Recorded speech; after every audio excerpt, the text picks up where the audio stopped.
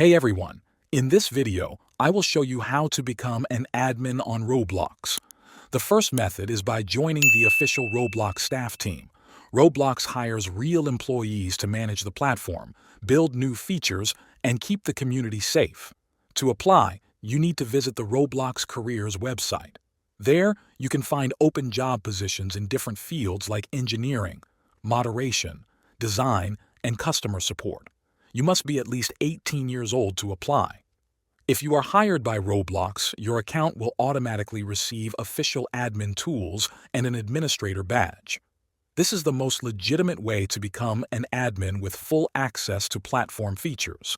The second method is to verify real admin accounts using the badges system. Open Roblox and go to the Messages section. Click on the official Roblox message. Then click on the profile that says Roblox. Scroll down until you reach the Roblox Badges area and click on See More. From the list of badges, click on the Administrator badge. This badge identifies an account as belonging to a Roblox administrator. Only official Roblox administrators will possess this badge. If someone claims to be an admin but does not have this badge, they are potentially trying to mislead you.